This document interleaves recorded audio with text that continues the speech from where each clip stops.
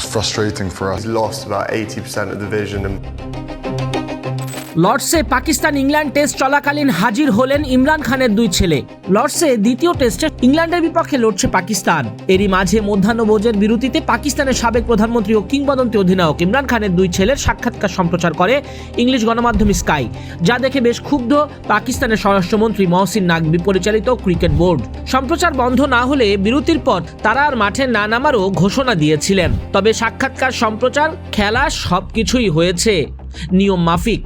British নির্মাতা ও সাংবাদিক Jemimah গোল্ডস্মিথের সঙ্গে ইমরানের 9 বছরের দাম্পত্য জীবন রয়েছে। তাদের দুই ছেলে কাসিম খান ও সুলাইমান খান। তাদের সাক্ষাৎকার নিয়েছেন ইংল্যান্ডের সাবেক অধিনায়ক, বর্তমান ধারাভাষ্যকার মাইকেল আথারটন। লর্ডসের প্যাভিলিয়নে আগেই ধারণ করা সেই আলোচিত সাক্ষাৎকার স্কাই প্রচারে দেরি করলেও শেষ পর্যন্ত 18 মিনিটের সেই ইন্টারভিউ প্রচার করে তারা। ইংলিশ গণমাধ্যমের মুখোমুখি হওয়া দুই ভাই কাসিম সুলাইমান 2022 সালের নভেম্বরের পর থেকে আর বাবা ইমরান খানের সঙ্গে দেখা করতে পারেনি। সেখানে সরকারের অসহযোগিতা, ইমরান খানের দৃষ্টিশক্তি 80% হারানো, চিকিৎসার বিষয়ে পাকিস্তান সরকারের গড়িমসি, এসব বিষয় উঠে আসে। তারা বাবার প্রতি অবিচার হওয়া নিয়ে সব ফাঁস করে দেন।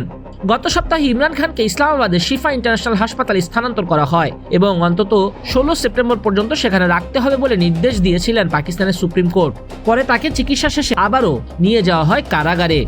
পাকিস্তানের হয়ে 88টা টেস্ট ম্যাচ খেলেছেন ইমরান খান। 1992 সালে বিশ্বকাপ জিতেছেন, তবে 2022 সালের আগস্টে প্রধানমন্ত্রী পদ হারান।